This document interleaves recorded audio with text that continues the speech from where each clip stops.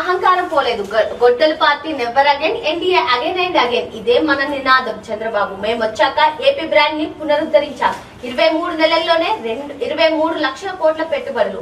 So మొత్తానికి మహానాడు వేదికగా చంద్రబాబు నాయుడు గారు చేసినటువంటి కామెంట్స్ ఇక్కడ ఇచ్చేశారు. సో అధికారం పోయినప్పటికీ కూడా అహంకారం పోలేదని, గొడ్డలి పార్టీ వాళ్ళ నైజామని. So NDA again and again, గొడ్డలి party never again, NDA again and again, అదే మన నినాదం అని చెప్పి చంద్రబాబు చెప్పినటువంటి పరిస్థితి. సో ఇక్కడ చూసుకున్నట్లయితే మహిళలకు 33% సీట్లు ఇచ్చి తీరుతాం, జనాల్ఫాలకు అవకాశాలు కల్పిస్తాం, 2029 ఎన్నికలకు ఇప్పటి నుంచే సిద్ధం కావాలి, వర్చువల్ మహానాడు ముగింపులో ఏపీ సీఎం.